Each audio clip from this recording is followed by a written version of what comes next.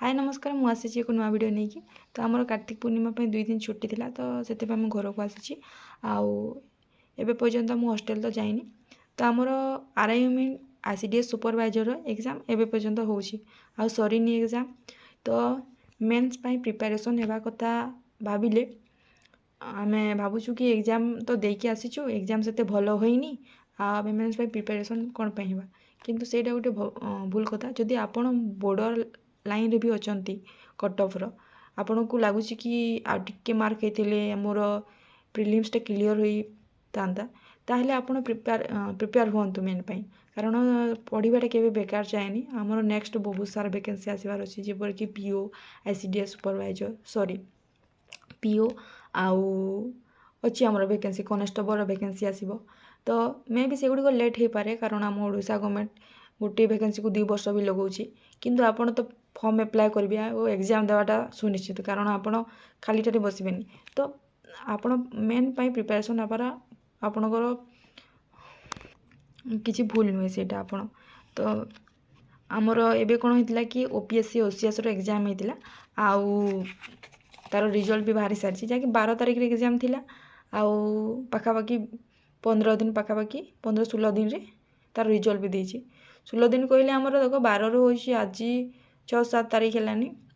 आउ 6 तारिख रे 20 दिन पाखापाखि रे रिजल्ट बाहरी कर देछि बहुत कम टाइम रे रिजल्ट बाहर करिछि मु भी फॉर्म अप्लाई करथिली किंतु नेक्स्ट डे मोर एग्जाम थिला आ मु एग्जाम दे जाय पानथिली मे बी सेटा मोर सिलेबस रो बाहर किंतु गोटे इच्छा थिला कि मु एग्जाम टी देबी केबे देई नथिली किंतु सेटा हे पारलानी आउ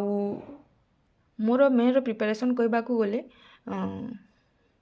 सेमिति किछि मु स्टार्ट करनी किंतु मु मोर वीक पॉइंट रे काम करबे बोली भाबुछि जेमिति कि मोर एंटोनिम सिनोनिम मु जते थरा पढले भी भूली जाउछि एते गारैछि किंतु एटा आज देखला बेले को मते लागुछि मते सब भूली जाइछि बोली किंतु जदि मु पढिबी किछि मने थिबो आ किछि मु भूली जाइथिबी तो हमकु सब बेले गोटे जिनिस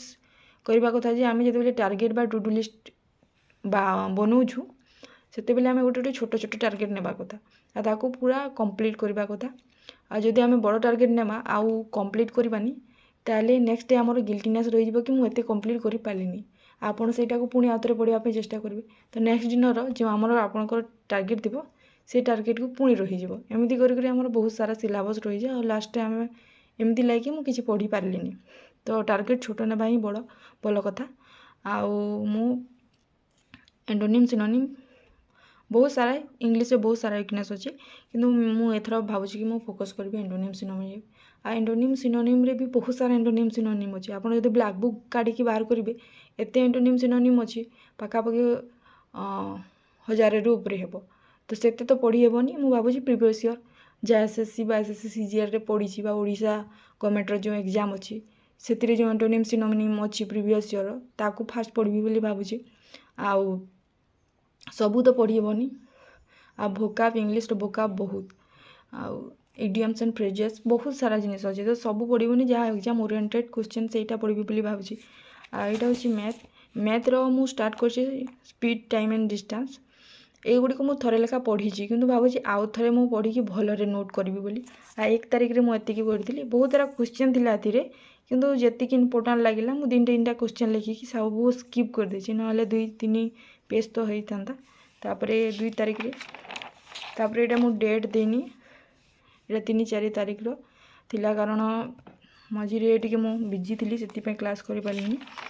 आ एटा होछि 6 तारिख रो गोटे क्वेश्चन लिखली तापरे मोर डाटा पूरा खत्म हे गेला तो आउ करि पारलिनी से क्लास टी मु तो एटा थिला आज रो वीडियो टी पुनी देखाबा में next video thank you so much take care bye bye.